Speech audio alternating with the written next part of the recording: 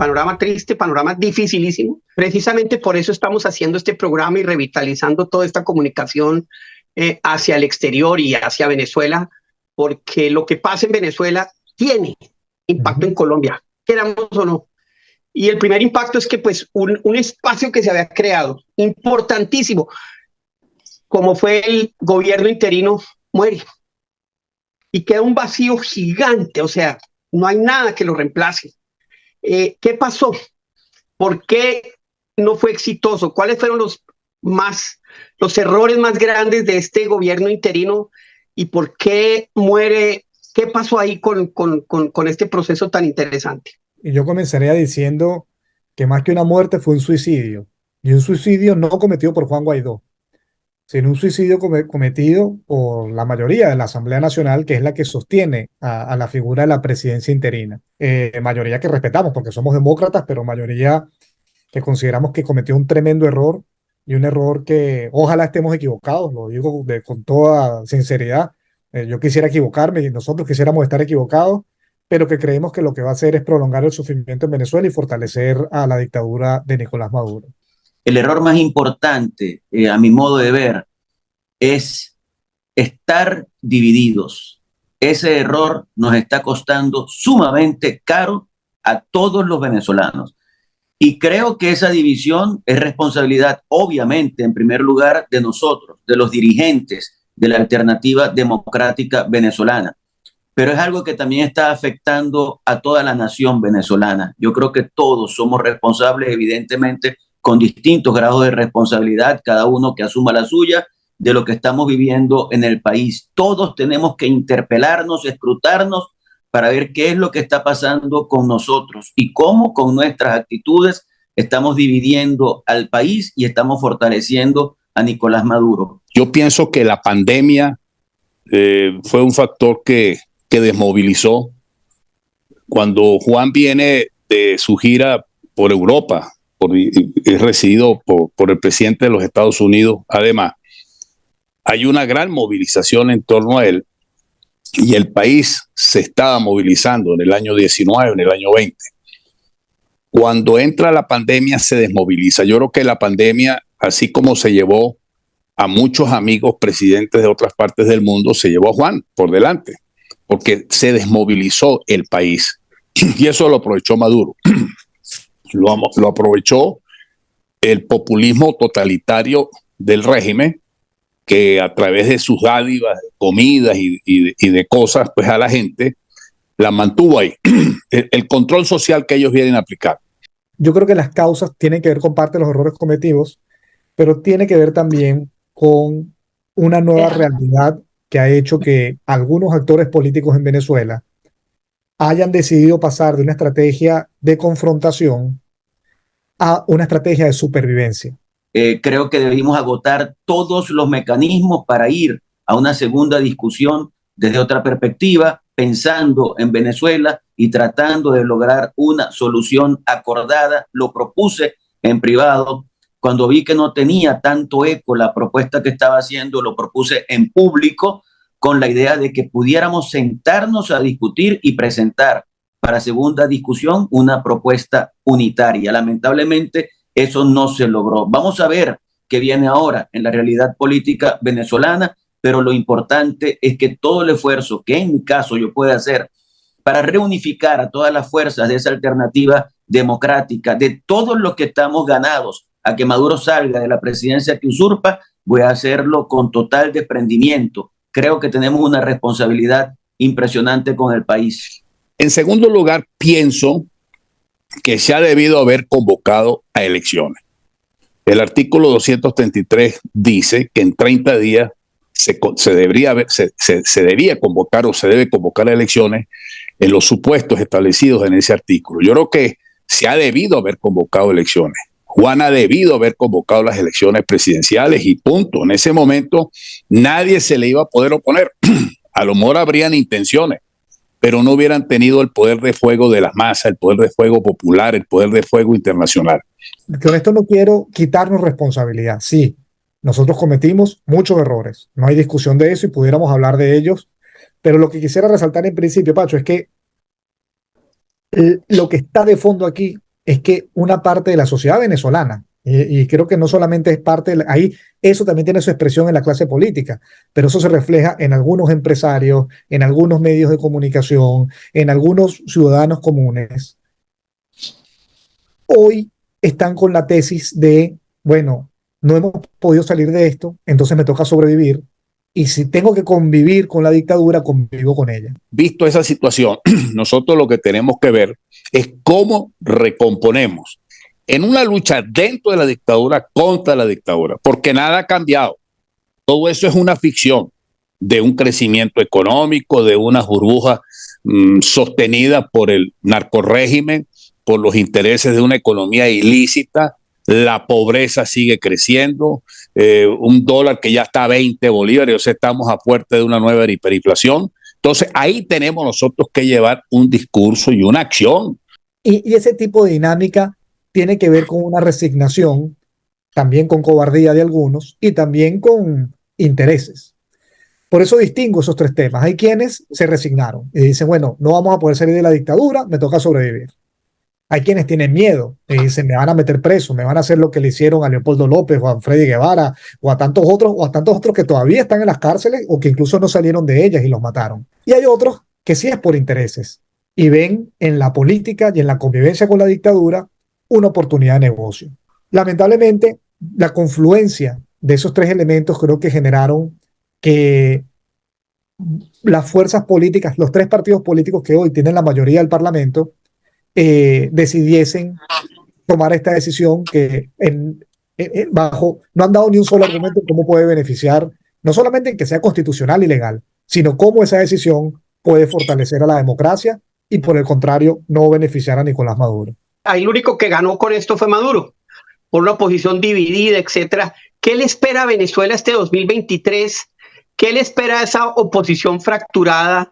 ¿Qué le espera a estas tres mujeres que además están exiliadas para ver cómo manejan esta asamblea? ¿Qué va a pasar en Venezuela en el 2023? Que es el gran interrogante y sé lo difícil que es contestar esa pregunta. Mira, lo más importante para nosotros en 2023 es lograr hacer unas primarias transparentes, plurales, en las que pueda participar todo el que realmente esté en contra de la dictadura de Nicolás Maduro y que podamos tener un resultado que unifique a toda la alternativa democrática venezolana. Tenemos que escoger un candidato o una candidata presidencial.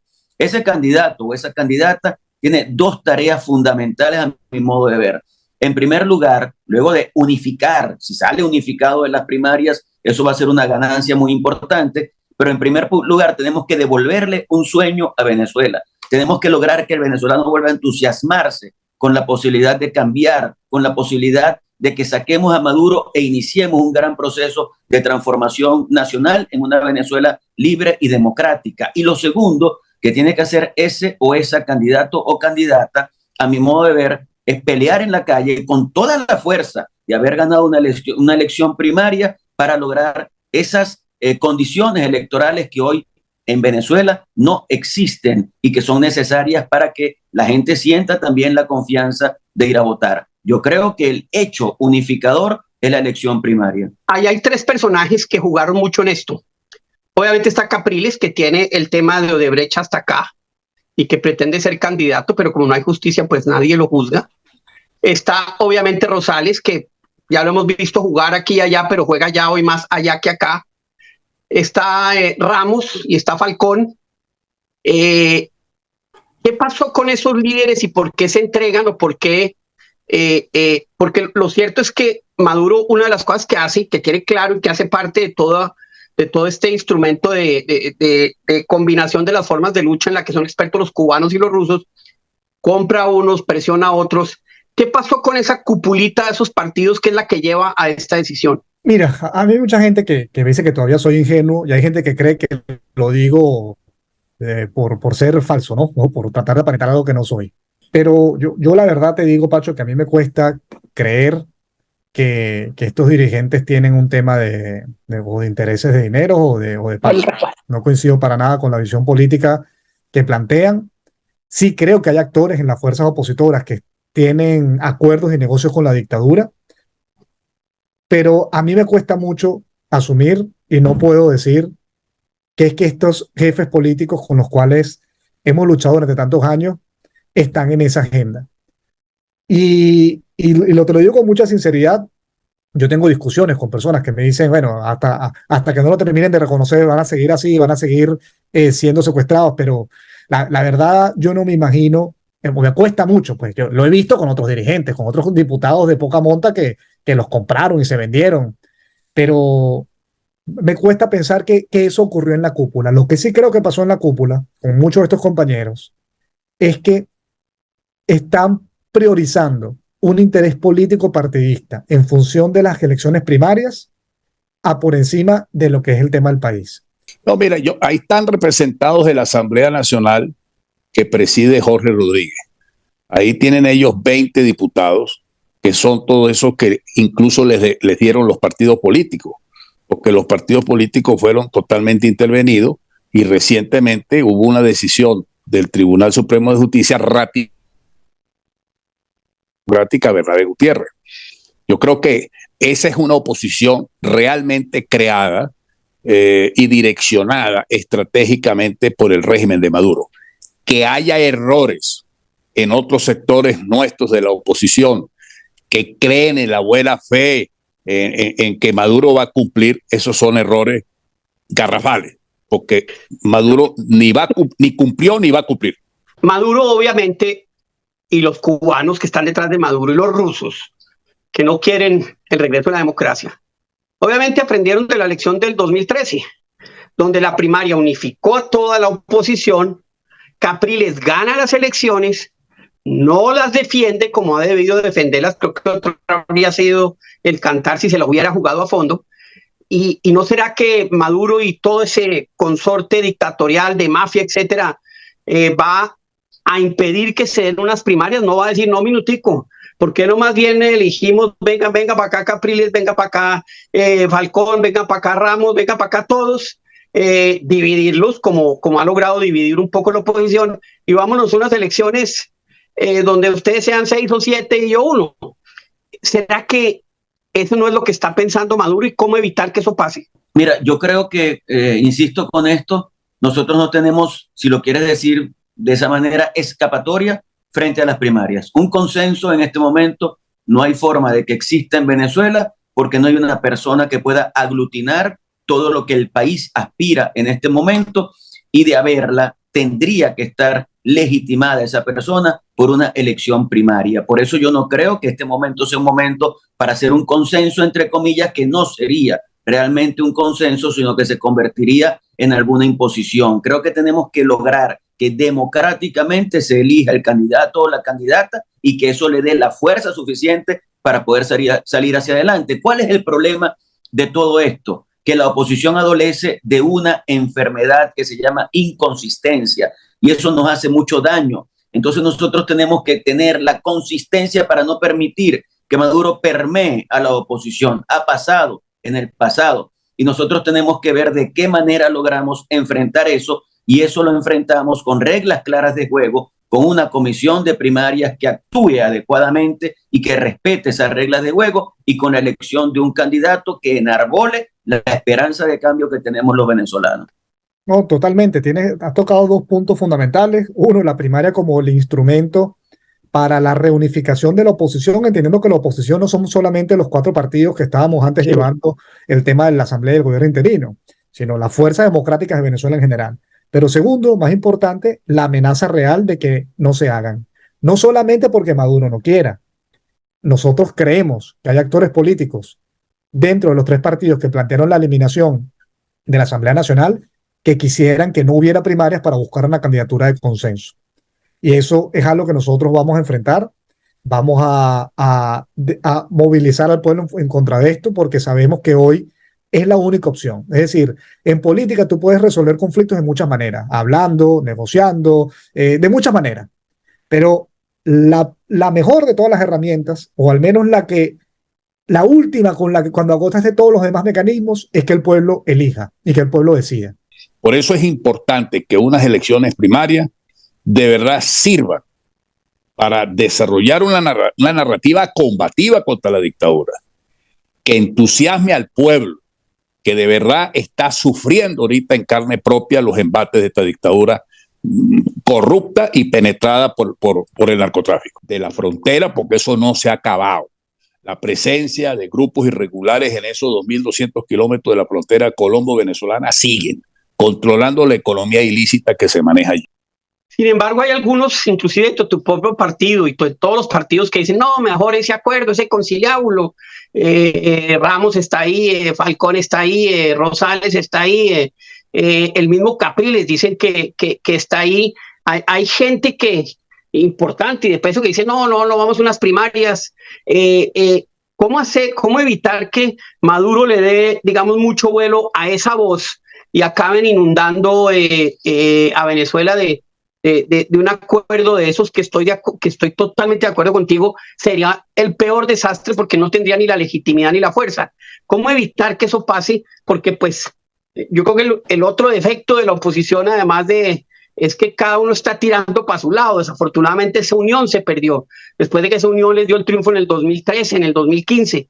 ¿Cómo hacer que esto no vuelva y pase? Que es la gran pregunta que hay hoy en día después de lo que pasó con el gobierno interino. Y te puedo hablar claramente por Primero Justicia, la convicción de que tiene que haber primarias. En Primero Justicia, nadie en este momento está proponiendo que haya un consenso para la candidatura presidencial de la Alternativa Democrática. De hecho, estamos discutiendo las formas de elección del precandidato presidencial de Primero Justicia, que yo creo que la mejor forma es que hay un comité político nacional del partido que debe proponer las candidaturas y hay un Congreso Nacional del partido que son todos los militantes del partido que deben avalar esa candidatura desde mi perspectiva a través de una elección de base. Esa discusión se está dando y en Primero Justicia estamos totalmente decididos, decisión tomada, que tenemos que ir a una elección primaria. Y eso creo que es una buena noticia en el sentido de que no es por la vía de un consenso, que no sería una interpretación de la realidad como podemos elegir en este momento histórico el candidato o la candidata presidencial.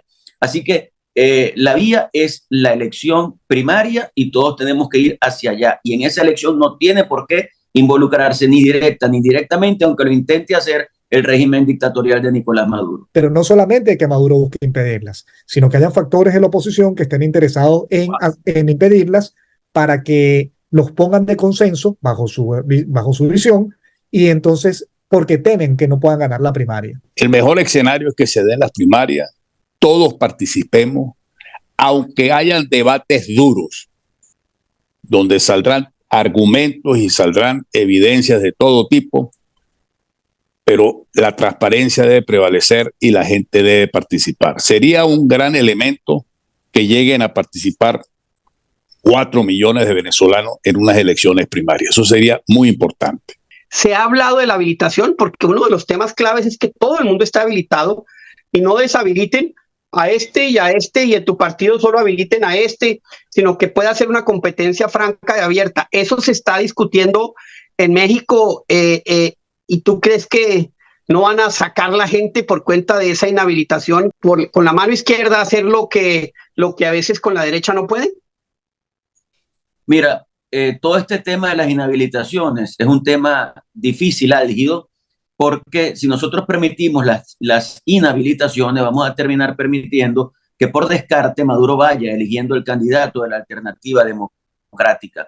Nosotros tenemos que hacer todo un esfuerzo y México es una oportunidad frente a la cual, tengo que decírtelo con total sinceridad, tengo escepticismo porque siento que México lamentablemente está sirviendo para lo mismo que han servido otros procesos anteriores que tienen que ver con la dilación de la discusión, discutir, dialogar, conversar, sin buscar que haya un acuerdo. Aquí la negociación, porque esto no es un diálogo, esto es una negociación, tiene que culminar con un acuerdo y ese acuerdo tiene que interpretar las aspiraciones electorales del pueblo venezolano. Yo soy escéptico con México, pero nunca pierdo el optimismo. Así que todo lo que pueda pasar allí para mejorar las condiciones electorales, yo lo avalo en el sentido de que aspiramos que el hito electoral de 2024 sea la gran oportunidad para lograr salir de esta situación, para lograr que Nicolás Maduro salga y que el país pueda respirar. Pero aquí te diría, como me decía un amigo, que la lógica de uno no es la lógica de la dictadura. Sí. Ellos a veces hacen unas cosas que uno no entiende.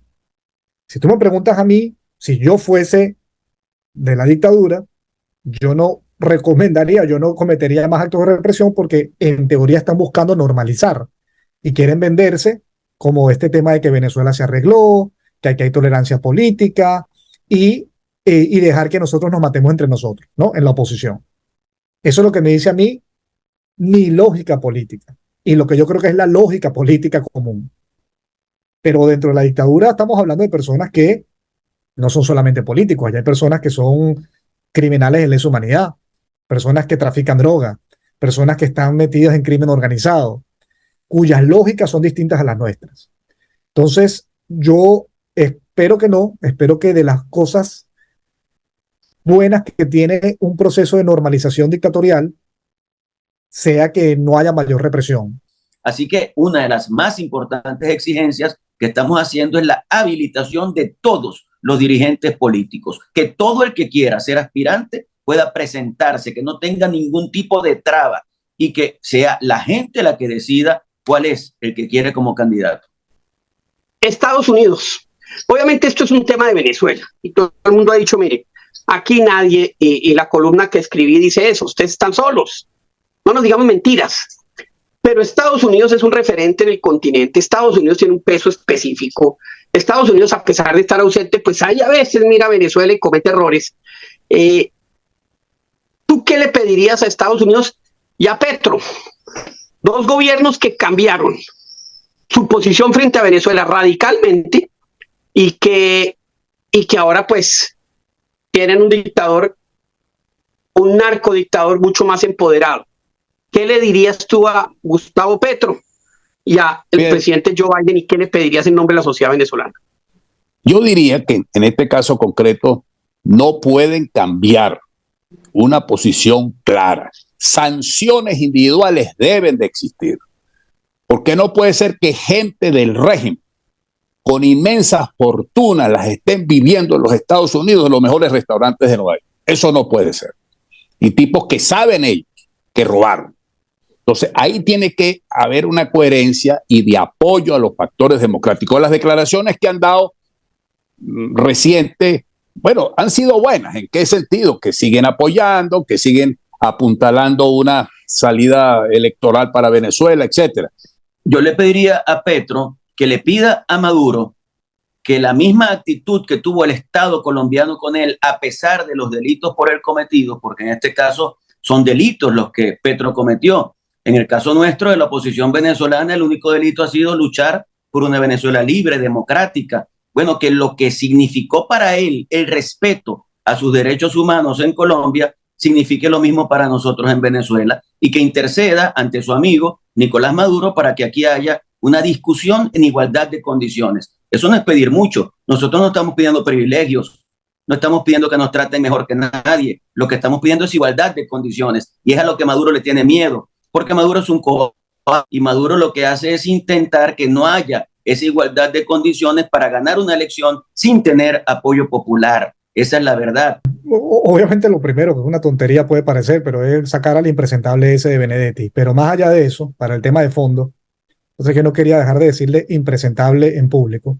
No estamos de acuerdo. Sí, sí. Más allá de eso, yo creo que el presidente Petro hizo un pronunciamiento público en París que creo que tiene eco y tiene sentido. Él habló de una amnistía general y un acuerdo por unas elecciones competitivas en las que hubieran condiciones para todos. Obviamente cuando se habla de amnistía general hay que tomar en cuenta que no puede haber impunidad, ¿no? Y hay crímenes de lesa humanidad y todas estas cosas, pero creo que el espíritu de lo que planteó es algo en lo que coincidimos muchos venezolanos. Y lo que le pediríamos es que no ponga por encima, yo entiendo que él es el presidente de Colombia y que jamás olvide precisamente que precisamente él pudo ser presidente porque tuvo la capacidad de ser elegido a través de una elección libre. Y eso es lo que queremos para Venezuela. Y con respecto a los Estados Unidos, que entiendan la amenaza que significa para toda la región, para el mundo democrático, la dictadura de Nicolás Maduro. Que por mucho que tengan intereses, también tiene que haber ética en las relaciones internacionales y respeto a la aspiración de democracia y de libertad que es necesaria para para que todo el mundo esté mucho mejor. Si en Venezuela no rescatamos la democracia y la libertad y sigue Venezuela desde la perspectiva del dictador Maduro haciendo alianzas con países como China, Rusia, Cuba, Irán, Turquía, eso va a significar una afrenta en contra del mundo democrático y el mal puede ser mucho peor. Por tanto, tienen que actuar con otra actitud. Tienen que estar claros que Maduro es un dictador, que juega con los tiempos, que no es ningún bobo de la esquina, sino que representa factores de mafias políticas internacionales que vienen desde La Habana, y eso no lo van a cambiar simplemente con buenas posturas y con buenos tratos. Allá hay una realidad y tienen que entenderlo los Estados Unidos. En el caso de Petro, oye, él es una persona que ha venido hablando que es defensor de los derechos humanos, que viene del mundo de los derechos humanos. En Venezuela se siguen violando los derechos humanos. No crea Petro que por tratar de que se abra la frontera y que se abra el puente de las tienditas en Ureña se va a resolver el problema. Así que esperamos que entendemos los intereses bilaterales que puedan haber, tanto en materia económica como en materia de la negociación con el ELN, pero que al final jamás se pierda de vista que el destino de nuestros dos países está unido y que jamás habrá estabilidad ni la paz total en Colombia mientras Venezuela tenga una dictadura. ¿A ustedes se les ha ocurrido movilizar a la diáspora en Colombia más de 2,5 millones con que consigan 50,000 o 100,000 que se paren en la Plaza de Bolívar y no se vayan de allá hasta que el presidente Petro asume ese compromiso? ¿Han pensado en movilizarlo aquí en Colombia también?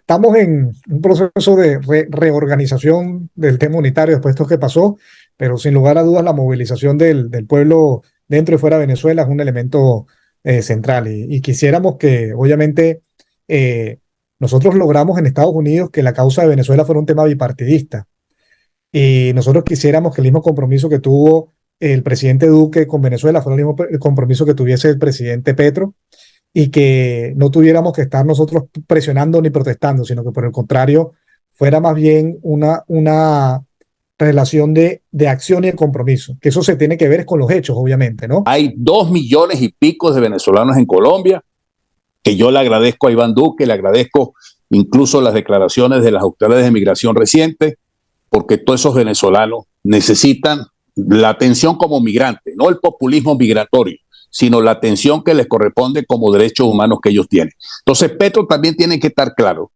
que si en Venezuela no existe democracia, no va a tener estabilidad a la larga. A la larga le van a crear focos de perturbación para su propio gobierno, porque ahí en ese sector de la frontera hay intereses de una economía ilícita que solamente les interesa es su propia economía, no les está interesando una relación fructífera que debe de existir entre Colombia y Venezuela. Y la parte final, que es una seccioncita que estamos haciendo aquí en Dossier. Defíneme en una palabra las siguientes personas. Juan Pablo Guanipa.